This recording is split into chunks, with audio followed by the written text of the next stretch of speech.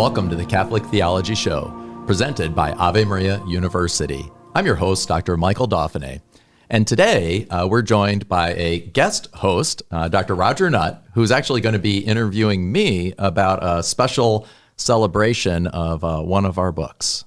Thanks for having me.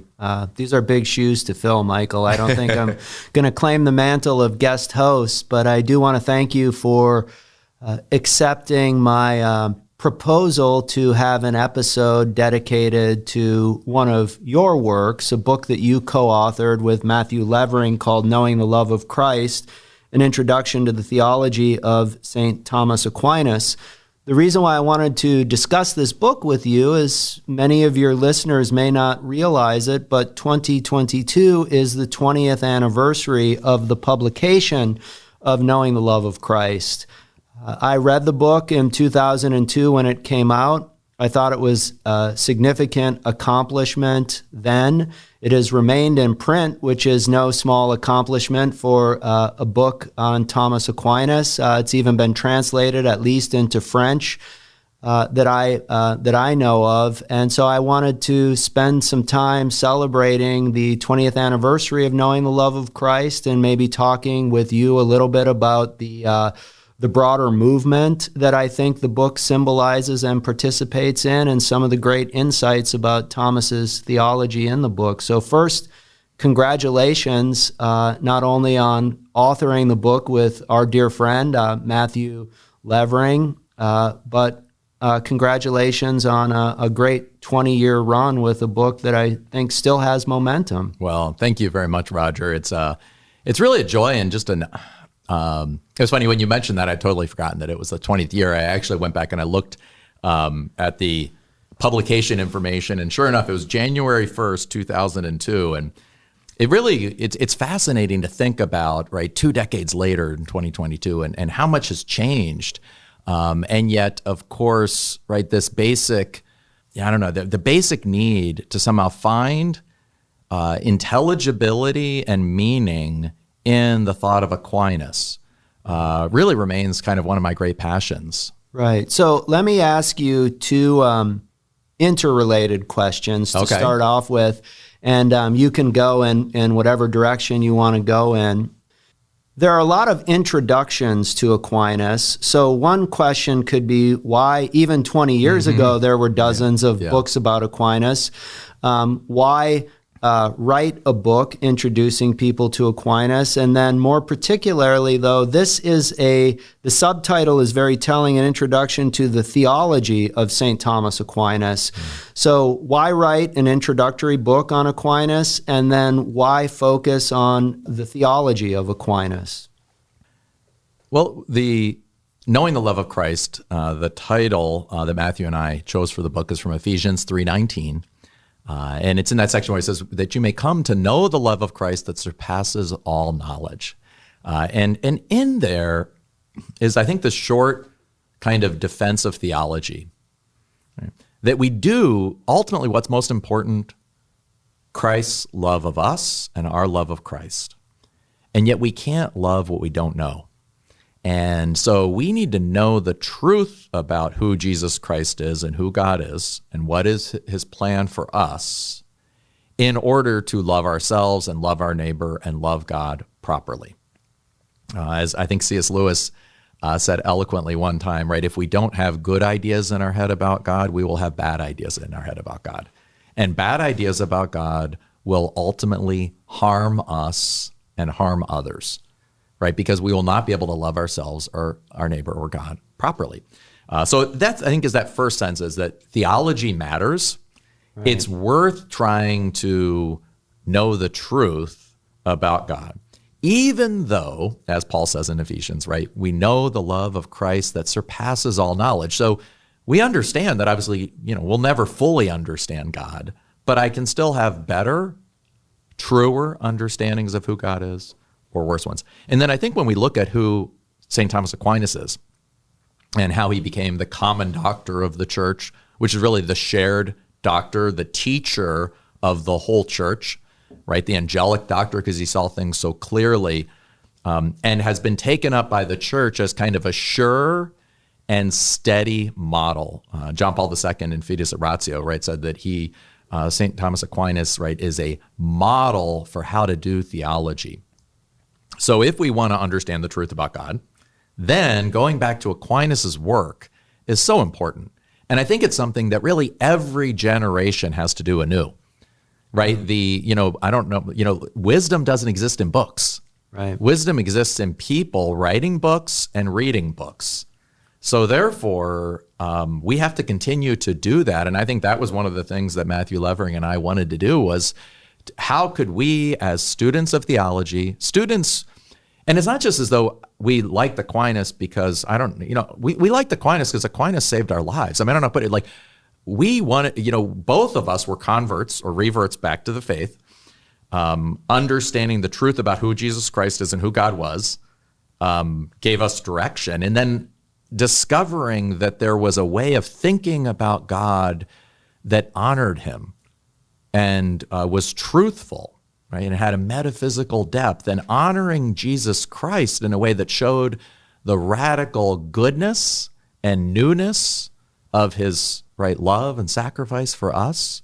Right, these are not just kind of playthings, I guess. This is not just kind of an intellectual curiosity. This was really saying, learning the truth about who God is from Thomas Aquinas kind of helped me to learn to live and act and teach in a way that was, sound and happy and wholesome and right. So, it's like it helps me. I can function better in the world because Thomas is one of my teachers. So it would have been absurd for me not to try to share that with students. And then all of a sudden to realize that what happened to us individually is actually what the church has been saying for the last, 600 years. Right.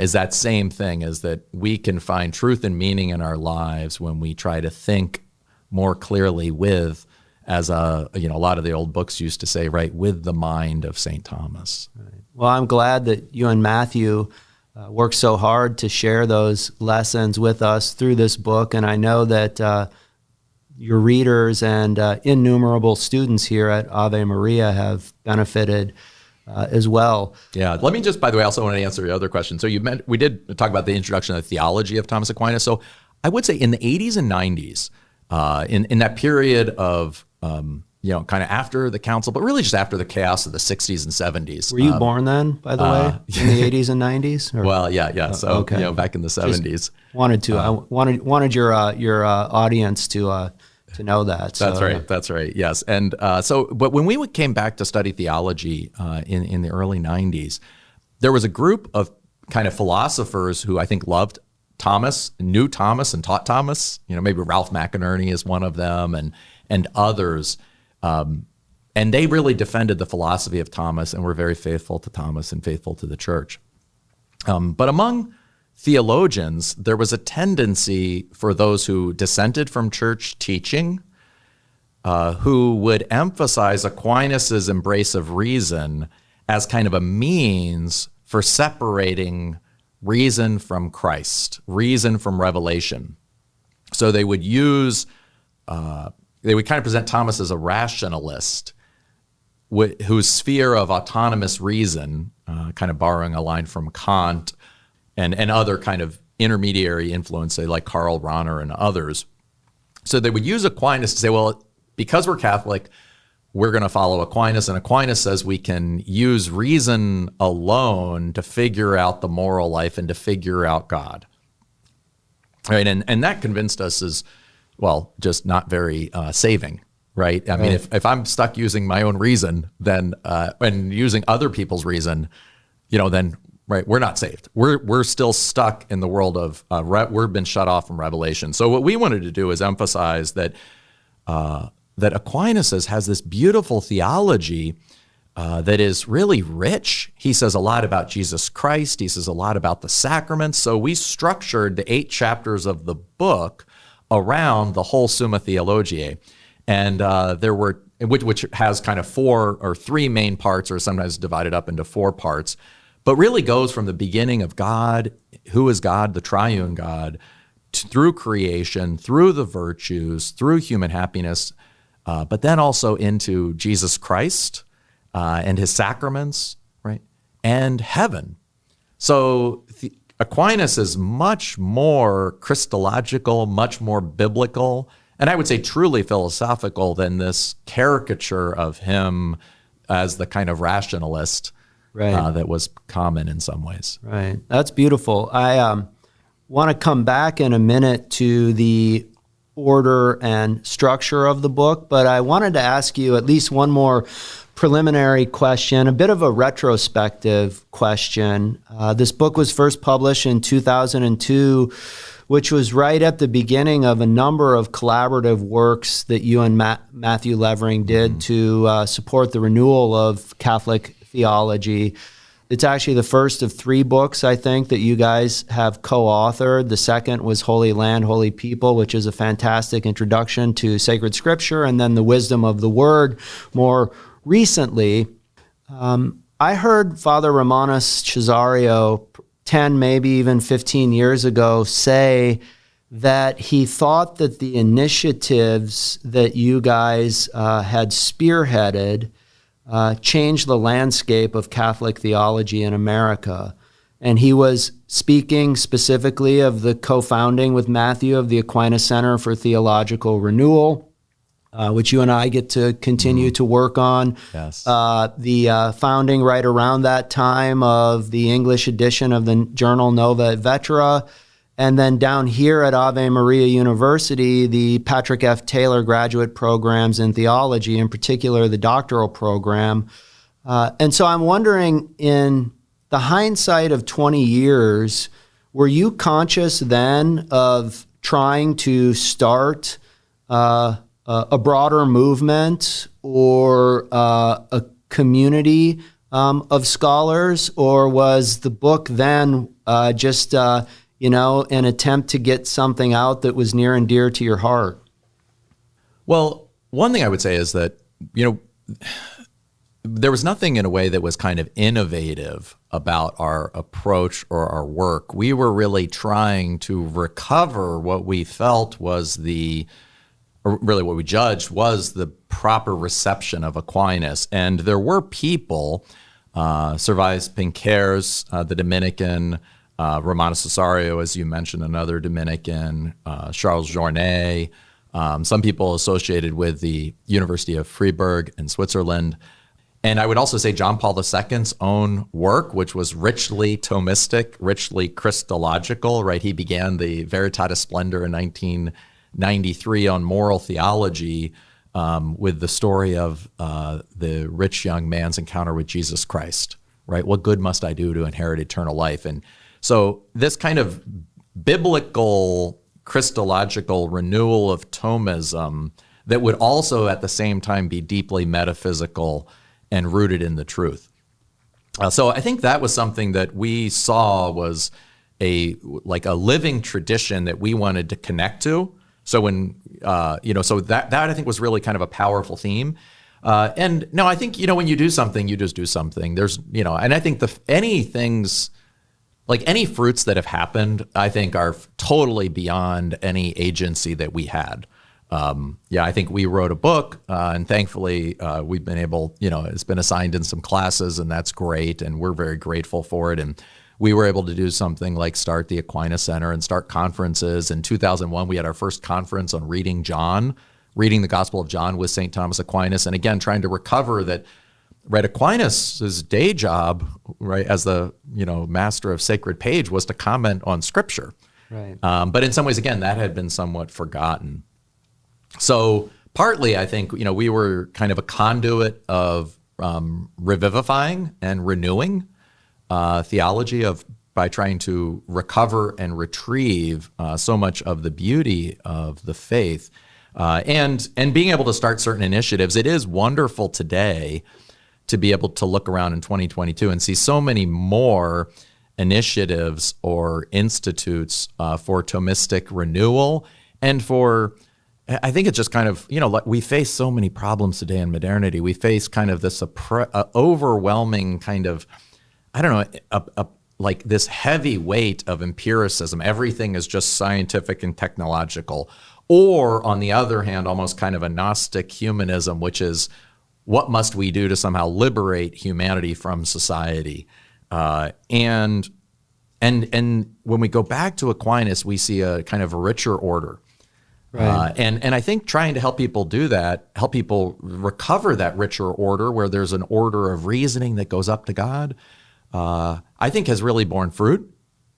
And I think it's wonderful that today there's so many more places that teach, and so many more students interested in Aquinas' biblical commentaries, interested in Thomas's Christology, his Trinitarian theology, right alongside of his philosophy of God, and all of these different elements. Right. And I think it certainly has borne fruit. And one of the things that I would say, when I first saw the book, I was working on my own dissertation, and I think I'm speaking for many others. It gave me confidence in the fruitfulness of this theological re-engagement with Aquinas. So I know I speak on behalf of many others that we have a deep sense of gratitude to you and Matthew for giving us a nudge and showing us, reading John with St. Thomas was a book that you were able to publish out of that first conference that showed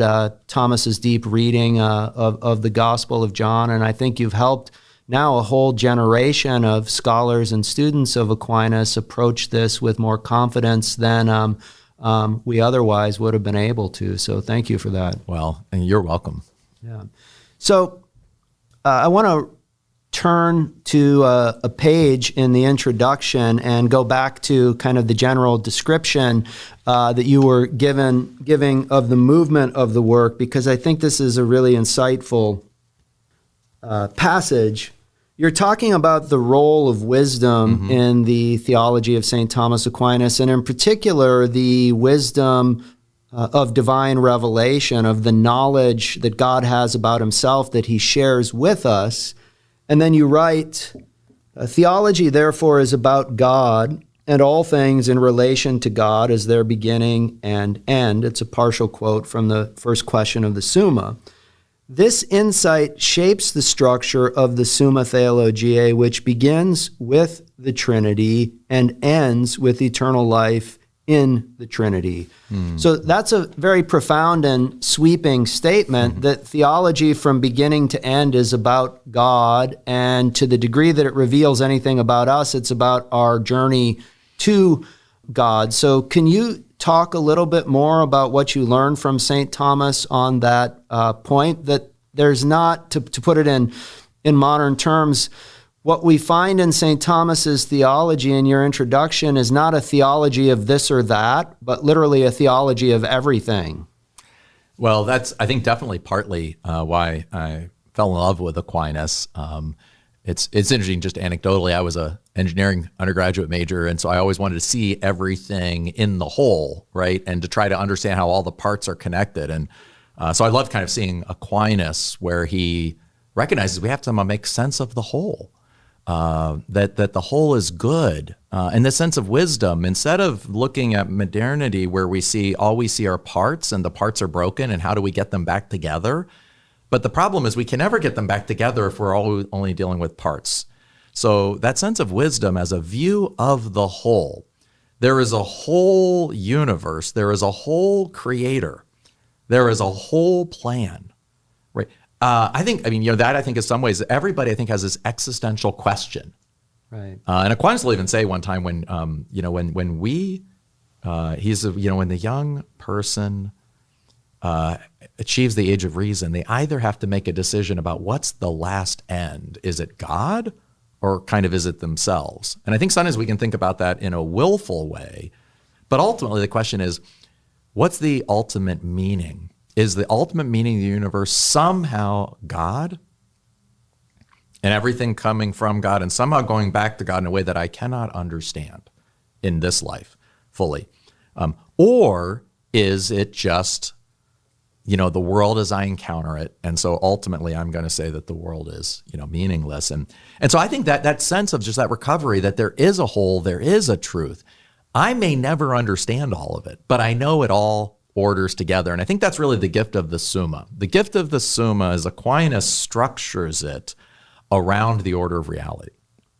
And then just real quickly, I want to kind of say, like, you can highlight three different ways that he could have set this up, right? One, you might write an introduction to theology around the history of theology, right? How has the theology kind of been received in each age and changed over time and maybe stayed the same over time, right? Or you could set it up like a dictionary or an encyclopedia. You have a topic on grace, you have a topic on Christ, a topic on, the Bible, and you set them up in alphabetical order because they don't have any intrinsic connection.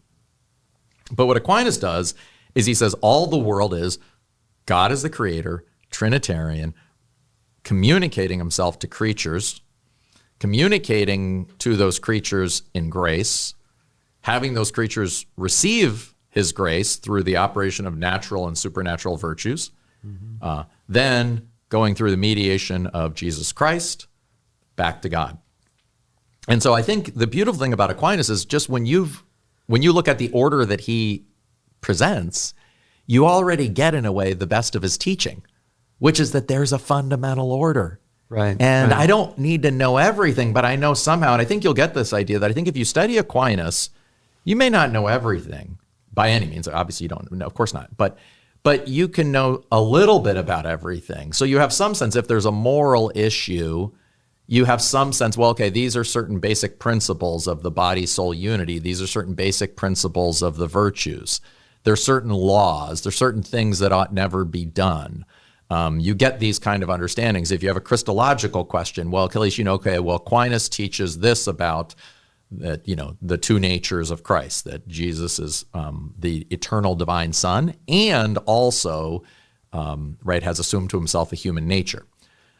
So this idea, in a way, that Thomas kind of, I think, gives this, we not only affirm that there is an order of the whole, but then we know kind of that Aquinas begins to kind of set it up. And so that's what we did with our book, is we just imitated the same order we imitated the order that Aquinas put forward, which is the order of reality. Sure. And one more, I don't want to take your show too far afield, but when hearing you speak about this, I'm reminded of our friend and mentor, the late Father Matthew Lamb, who used to say that the fundamental difference between modernity, say post-Descartes, and the first millennium of the church, certainly through, I think, the life of Thomas and Bonaventure and Albert the Great, so through the 13th century, was that first movement was a search for wisdom, particularly the unity of all things under the luminosity of God and understanding ourselves. Yeah. And what we get in modernity is power. And so without going too far afield, just to help your audience appreciate the importance of, Aquinas's commitment to the pursuit of wisdom, could you talk a little bit about the difference between, say, modernity and power and what we call the sapiential or wisdom-based approach that we find in Aquinas? Yeah.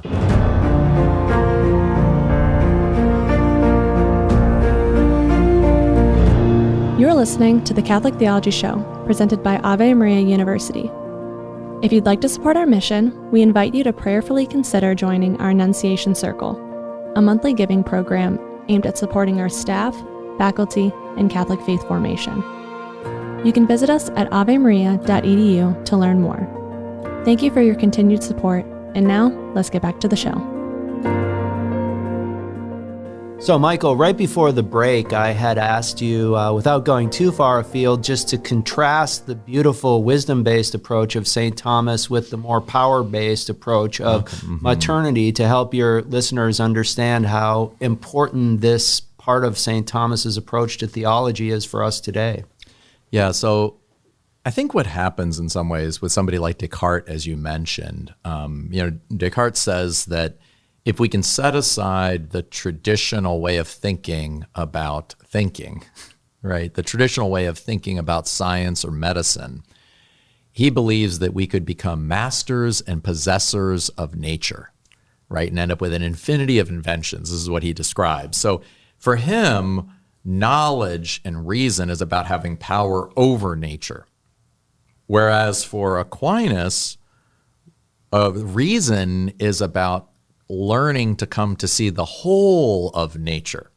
And I think you can kind of see that with some of the excesses of the modern world. We are very good at having power over things. So if I have a broken arm, we're very good at setting it.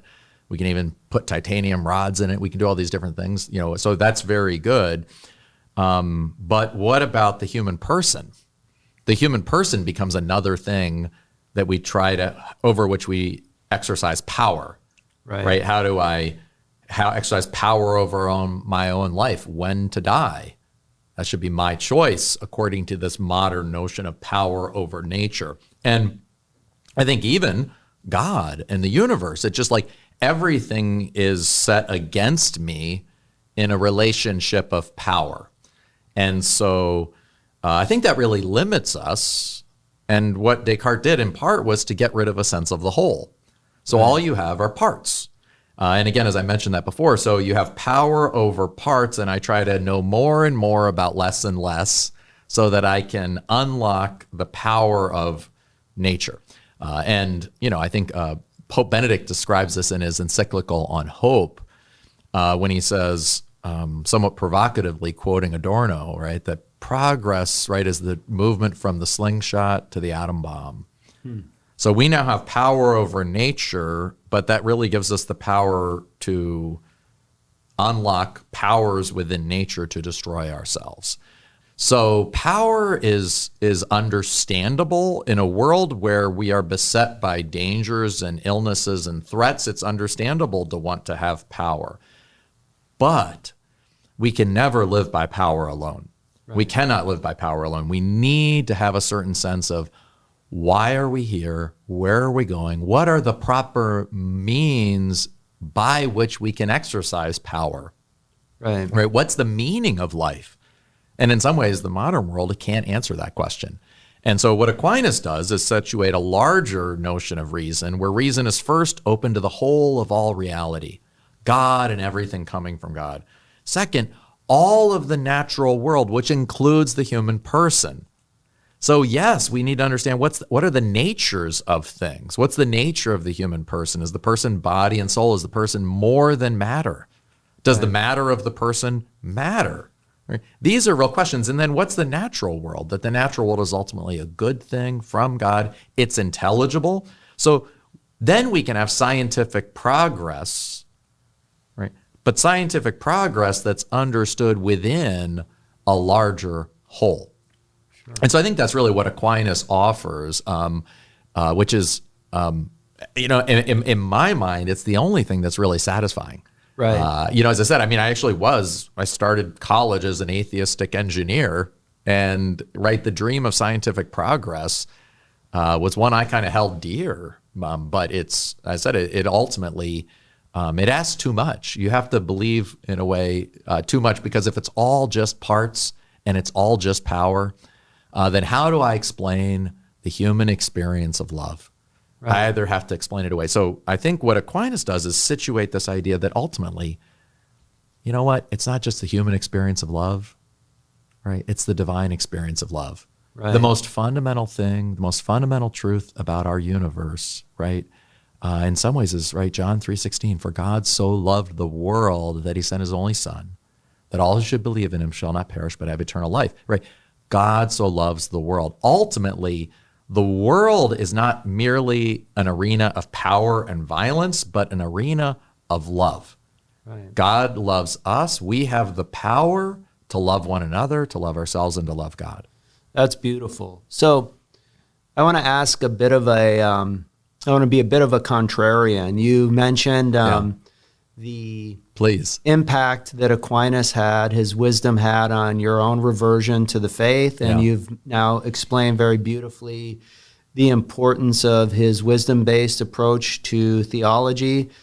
But I think a lot of people in the Catholic Church today, and perhaps even some Protestants, when they hear the name Aquinas, they think more rational and less spiritual, or they think that there's something kind of deflating about what they find in St. Thomas that's different than the experience that you have described. So How would you present this to people, not as a Catholic form of rationalism, but the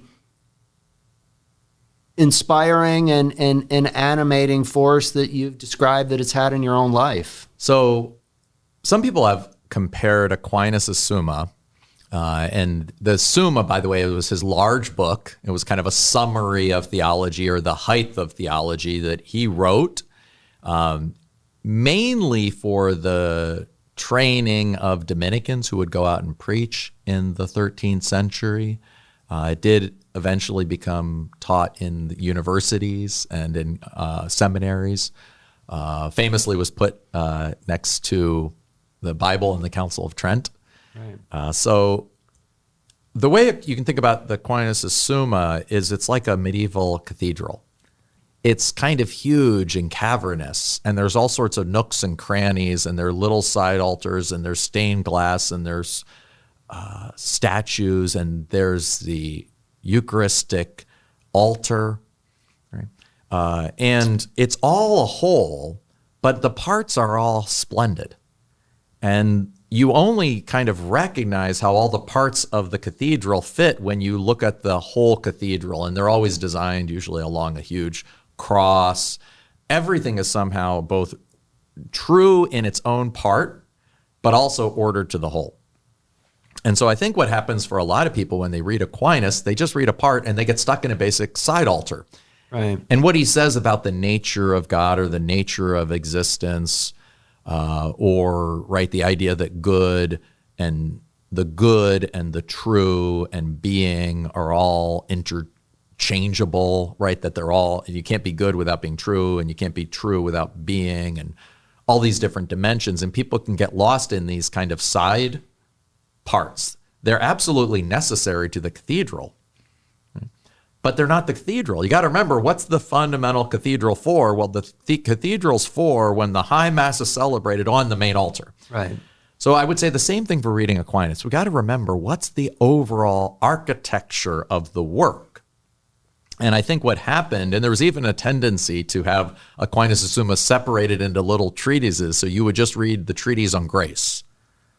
So if you read the treatise on grace, for example, right at the end of the Prima Secundae, you have a section, really just questions 9 through 114, right? So 6 questions on grace.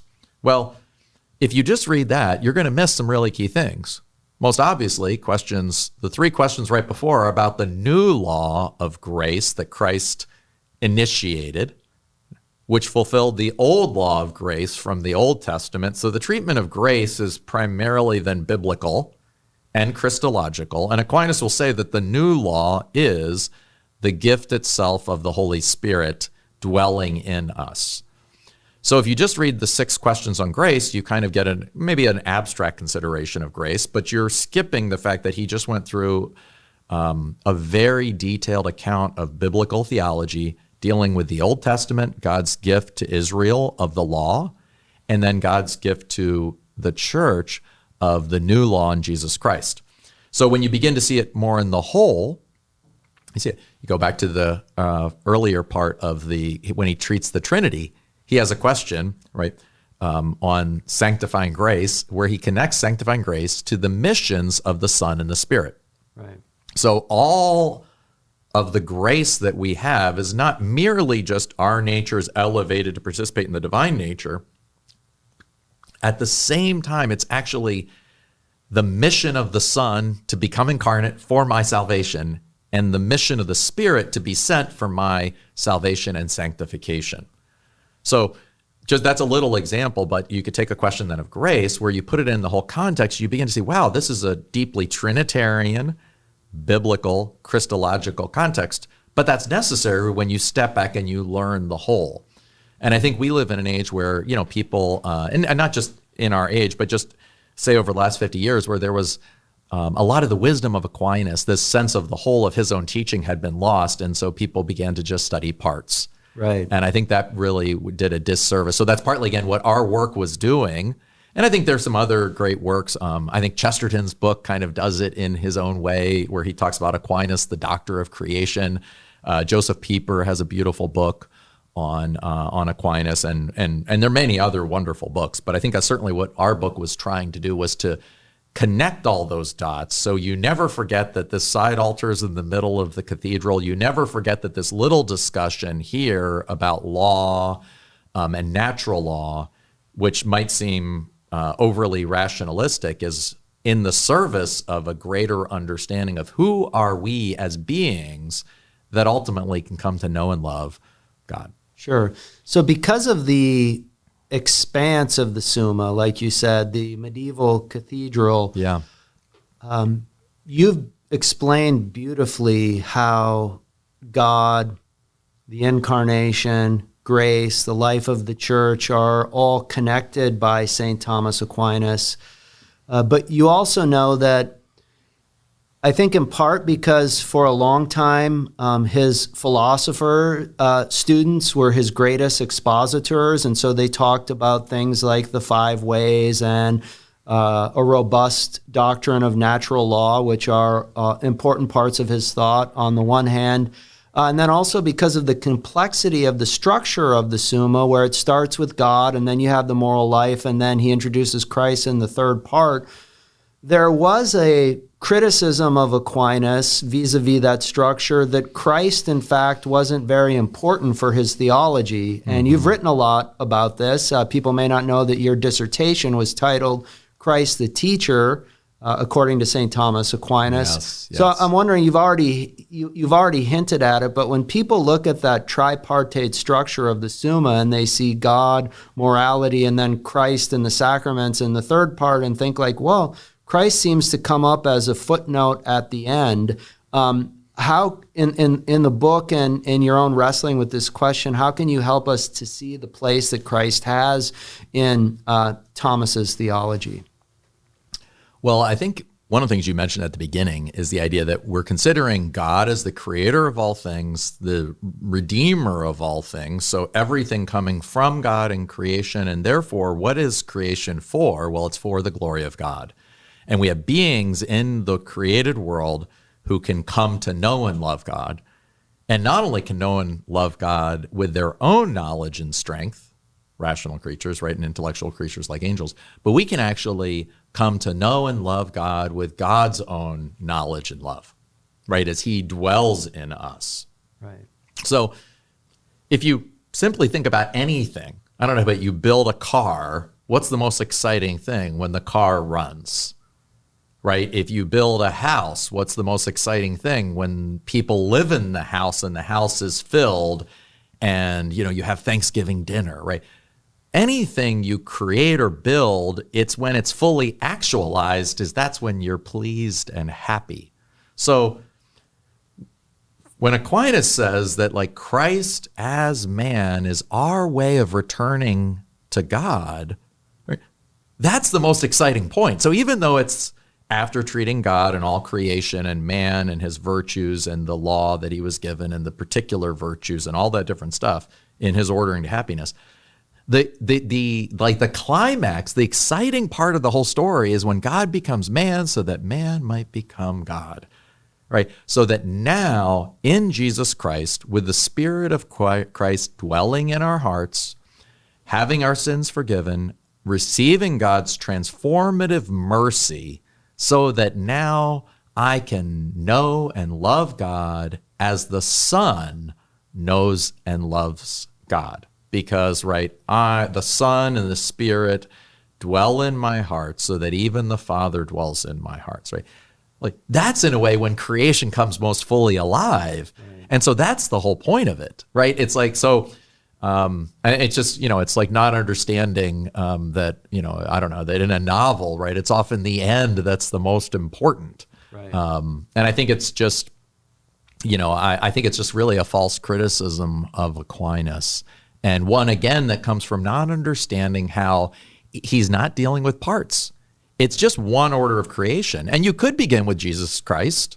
You could begin at the end, but in this story, you also have to remember, we really have to be careful. A lot of misunderstandings about Jesus Christ happen because we don't really understand the nature of God. Right? And a lot of misunderstandings happen because we really don't understand the nature of humanity. And so then by the time we get to that part in the story, right, we should almost be kind of jumping up and down. We should be getting out of our seats. We should be really excited and ecstatic. And I mean literally ecstatic. We are coming out of ourselves when we see what happens in Jesus Christ and what he does for us and communicates to us through faith in the sacraments, right? We, in Aquinas, right, we are like, the image of God is being perfected in us so that we begin to reflect God, right, with his own knowledge and love. Right. Thank you. Was there anything in composing the book that you learned that really surprised or moved you? And I know it was 20 years ago, so in case you're nothing's coming to mind, I can ask a flip side. Is there a particular part of the book that you continue to love, or maybe in teaching or discussing the book over the years that you've really loved going back to because it's reminded you of something in Aquinas that is especially dear to you? Well, I think there's a key insight, and this kind of gets actually a little bit of what we were just talking about, that is so important, which is that God and the universe are not in competition with one another, right? God and man are not in competition with one another. I learned this, I didn't know it at the time I read the book, but Jean-Paul Sartre said something like, right, if there is God, there is no room for me, right? That we often see God and the world in competition, God and us in competition. And Aquinas, both metaphysically and biblically, reminds us, right, that the Creator is never competition with this creature, right? The being I have is the very being that God has given me, which is just a sharing in his own being. Any love I have is love that comes from the Creator, right, that he is sharing with me. So my own being, my own truth, my own love are not original with me, but they're my sharing in God's. Now, being knowledge and love. So now because of sin, I often, of course, don't really love, and I don't really know the truth, and I don't really, I kind of, I'm bent over, I'm stooped over by burdens, right? And so it can often feel like God's and I are not kind of in sync, but that's because I'm stepping out of the goodness of the created order. And so I think that fundamental insight, I think whether or not it's the nature of free will and grace doesn't violate my free will because God as the creator is simply restoring me back to a proper relationship with him. The two natures of Jesus Christ, right? They're not in competition. The divine, it seems like how could Jesus be both God and man? Well, because one's the creator and one's the creature, there's no competition between them. Even on issues like evolution or scientific work or creation, again, no competition because the order of the the ordering principles and activities of the created order are dependent upon and participating in the real primary ordering and activity and principles of the creator. What an important lesson, especially for our times today. So I have a concluding remark that I would like to make as the guest host, but you have a tradition of asking your guests 3 questions on the show. And Yes. can you remind me what the questions are that I can ask you? So the first one is, what's a book I've been reading? Okay. Michael, what's a book you've been reading? So, it's been fun. Anyway, my son actually had a couple Audible books where he got all of the Hobbit and the 3 Lord of the Rings from Tolkien. And so I've been listening to them. And it was funny. At first I was driving and I was listening to them at like 1.5 speed. And now I've slowed it down to 1. And it's like I almost want to slow it down to 0.75 because I never want it to end because I love the story. But 2 things I will share, because I've read the story. I've read the story to my children. I've listened to it for many years. But it really dawned on me how many times Tolkien has the key characters unsure of what to do. They just don't know what to do next. And they have to just do the best they can with the limited resources they have, knowing that they may be making a mistake. And I feel like for me personally, that has been a real gift to recognize, yes, we may know certain things are true, but it's really hard to live in the world and we know the truth about God and that God will bring good out of what we do. But I think we have to give up the illusion that we can always get things, like we can solve every puzzle. Right. And I think there's a kind of humility in that that's really good. And the other thing I really have enjoyed from it is, a couple of those famous quotes from Sam Gamgee, but it's that idea that the characters in the great stories, it's what did they do? They just kept going. Like Right. that's what we can do, is if we keep going and we refuse to give up, right? That's the joy of our life. Not getting everything right, but never always turning back to God. Yeah. And the second question? So what's a practice? What's a daily practice, that I do to find meaning and purpose? And, the one that really comes to mind physically that I feel is, I have a spiritual mentor or a saint that's really been influential in my life, St. Ave Maria, and he would encourage people to live the heroic minute.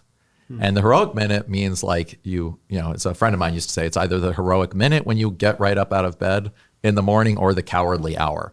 All right. But anyway, so the heroic minute, the idea, but is getting out of bed when you're, when the alarm goes off or when you're ready to get up. But the first thing you do is you get on the ground, you get on the floor, and at that moment you put your knees on the ground and kind of kiss the floor and just say kind of like, today is totally yours. I got nothing. I can't handle today. I can't handle the world, but God, you can, and I entrust this day to you. No matter what burdens I wake up with in the morning, and whatever's going on, just that action, it's like one of those things that just kind of plants my whole day, and I put it all in God's hands, and I find that very meaningful. Oh, thanks for sharing that. And the third question? What's a falsehood that I believed about God, and what was the truth eventually that I discovered? I think for me, the falsehood I believed about God was a falsehood about Christianity. Growing up, somehow I had intuited the idea that Christianity meant that everything was good in the world and everything would go well for you. So I don't know where I got this. It's not really what Christianity teaches, but it's something like a popular version of Christianity. And so I thought I was very wise at the age of like 8, 9, and 10 for being an atheist, because I was aware that the world, in my mind, sucked. People died. I had a niece who died when I was 10. I had a sister who died when I was 13. And also just, I don't know, when I was like 8 or 9 or 10, I just looked around the world and it just seemed things were dying all over the place. Every time we'd watch a National Geographic show, it was like animals were killing one another. And then the worst thing was human beings would come on the scene and kill more animals. It was just, I always was aware of just the burden of life and just the difficulties of it. And so I just thought Christianity must be false, because Christianity says everything is good and everything is easy and everything is, I don't know, everybody gets like, everybody, if you pray, you should get a nice 401k or something. I don't know. I just had this silly idea of Christianity. And so really to be liberated from that idea and to realize that no, God didn't, it's actually, that insight I had was a very Christian idea.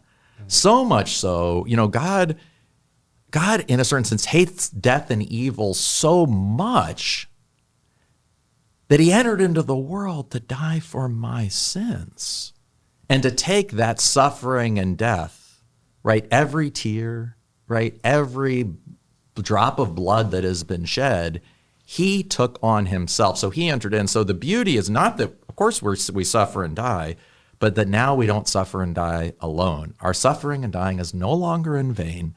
Right. Ultimately, the creator of the universe has entered the creation to bring that suffering and death onto himself, right? To put it on his shoulders, to put it in his sacred heart, right? His sacred heart that was pierced by the lance for us, right? So that the loving, living waters and blood of the sacraments would come forth so that we would always have visible and tangible reminders of God's love for us. So that I still I can still be aware of all the suffering and dying and hurts of this world. And yet those are now the things that actually draw me closer to the God who is so loving and mysterious, right, that he shows up for us on the cross and in the resurrection. Okay, thank you. I think the people who watch the show are going to love learning these things about you and learning a little bit more about you. Let's turn back to the book just to close.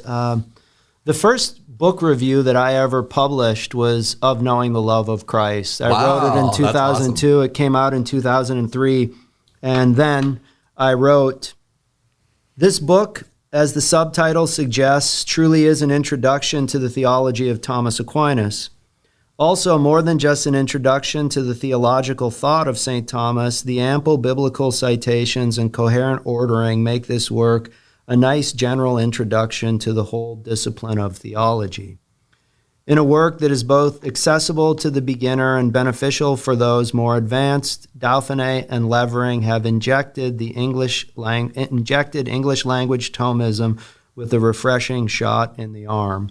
It's still refreshing, and it's still helping many students of theology come to appreciate St. Thomas's thought. I recommend the book, Knowing the Love of Christ, to anyone who watches this show or listens to this show. You will find in this book, I think, the best English language introduction to Thomas's thought. So thank you for allowing me to co-host and talk about your work a little bit. And on the 20th anniversary of Knowing the Love of Christ, congratulations to you and your co-author, Matthew Levering, for a job that was so well done and still bearing fruit today. Well, thank you very much, Roger. You're welcome. And thank you for a lovely show.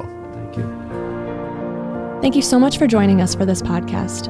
If you like this episode, please rate and review it on your favorite podcast app to help others find the show. And if you want to take the next step, please consider joining our Annunciation Circle so we can continue to bring you more free content. We'll see you next time on the Catholic Theology Show.